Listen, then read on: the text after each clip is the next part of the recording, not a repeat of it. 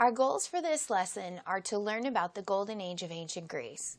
To do that, we need to be able to compare and contrast Athenian democracy and U.S. democracy. Second, describe what happened during the Peloponnesian War, Athens versus Sparta. Lastly, describe the cultural contributions of ancient Greece. We have one last thing before we get started that we also need to do, our vocabulary. First of all, drama and philosophy, they are your academic vocabulary. Lot, direct democracy, tragedy, and tribute, they are your domain-specific vocabulary. Are you about ready to begin our adventure? Are you excited? Here we go. Before we start, let's take another look at our lesson question. How did ancient Greece have a lasting impact on the world? We're going to do this in 3 phases. First, we're going to examine Athenian democracy. Second, we're going to look at the Peloponnesian War. Third, we're going to look at arts and sciences. First, let's take a quick peek at Greek architecture and American architecture. Do you think they look alike? Take a look at these 2 buildings. What do you see that's similar? Take a second and let's see if you can find what I find. First, here are the columns. You can see them in both. Second, the engraving on the top of the building, also there. Third, the walk-up. There are many, many influences in these 2 buildings, too many to list. But the influence of Greek architecture, including the use of columns, is widespread, not just in Washington, D.C., but throughout the United States. Okay, let's check back on our lesson question. What we're working on is, how did ancient Greece have a lasting impact on the world? Clearly, we saw what an impact architecture has. Now let's check in with Athenian democracy. You can't really talk about Athenian democracy without talking about this man, Pericles. He was in charge of Athens during the Golden Age of Greece, and he had 3 goals: to build and strengthen Athenian democracy, to grow and strengthen the Athenian Empire, and to glorify Athens. Let's take a closer look at Athenian democracy at this time. Pericles introduced a new kind of democracy, direct democracy. Before him, Athens had representative democracy. Now, if you remember what that meant, it meant that ruled by people. Direct democracy meant that you could participate in government if you were chosen by lot. That meant you put your name in, and if you got chosen, you participated.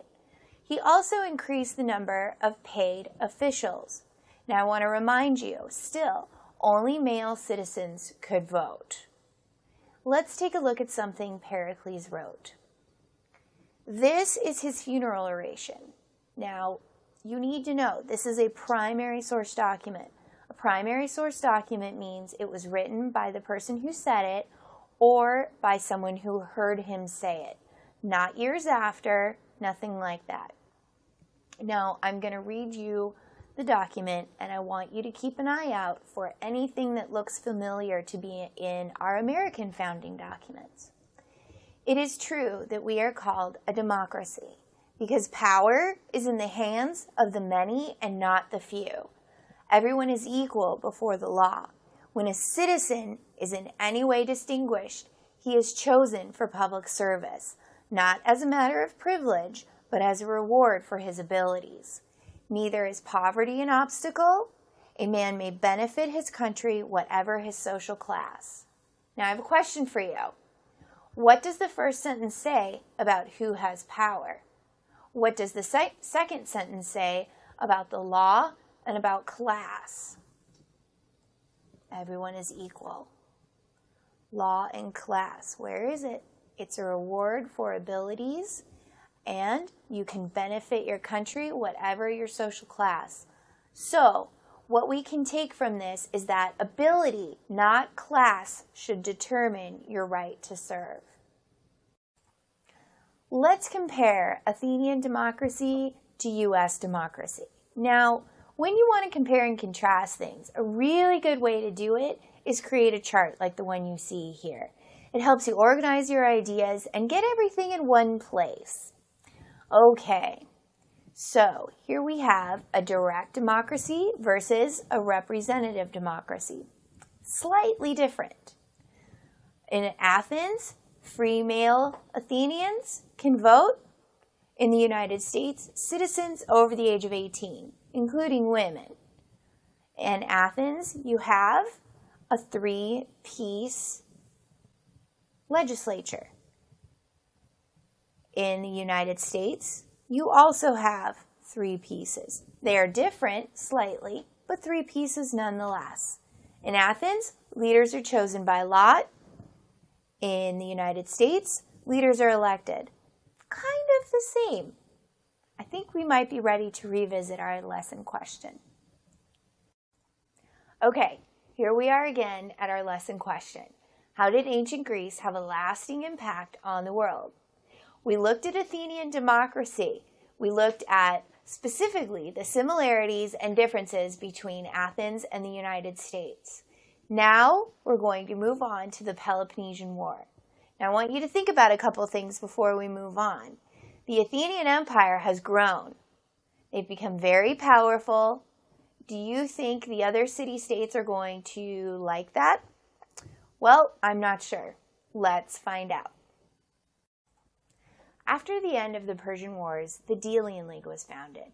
It was founded to collect money just in case the Persians ever invaded again. And all the city-states paid money into it that wanted to. Here was the problem with that.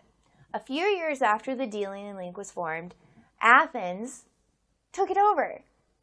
They took it, moved it to Athens, and started using it to pay money to do whatever they wanted, beautify their city, pay taxes, anything.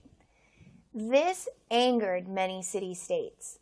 Athens also started ruling these other city-states without giving them a voice in government. Now remember, here's Athens. On this port right here near the sea, you've got other city-states, Corinth, Mycenae, all of these other city-states. Athens was forcing them to pay tribute, meaning pay money. You love us. You're on our side.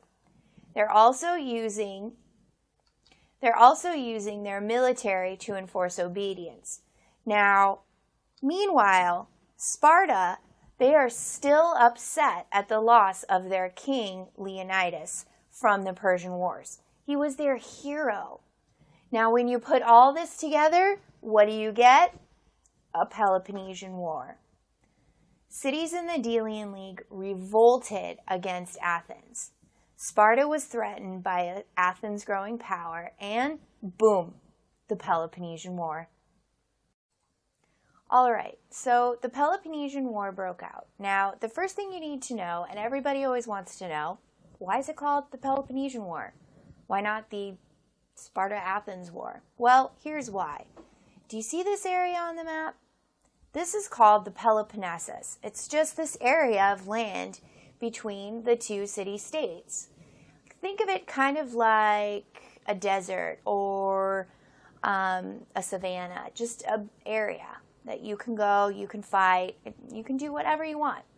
So back to the war. Sparta suited up and went to meet Athens on the battlefield. They did. They beat them. They destroyed them. They were very successful. They got Athens on the retreat. Athens actually retreated into their gates. And you're thinking, oh, this is very good for the Spartans. Well, yes and no. Because the Athenian gates are so high, Sparta can't breach them. And also remember, Athens partially surrounded by water. So they're safe on that side. So what did the Spartans do? They sit and they wait. Now during this time, a plague broke out in Athens. It killed 1/3 of the population, including the beloved Pericles. The war continued for almost 30 years. Sometimes the Athenians would come out and meet the Spartans in battle. Sometimes they'd wait. Athens finally forced to surrender, and it brought an end to their empire. So let's see what it did. Athens, after the war, was their empire over? Well, maybe. It kind of began the decline of Greece's golden age. Their democratic government failed. They lost power and influence. Their economy went into decline. Money, they spiraled. They owed so many city-states money, there was just no cause to see what they could do. Okay, here we are back at our lesson question. Let's see how we're doing. How did ancient Greece have a lasting impact on the world? First, we talked about Athenian democracy and how it resembled U.S. democracy. Just now, the Peloponnesian War and how it kind of ended the Athenian Empire. Now we're ready to talk about arts and sciences. Here we go.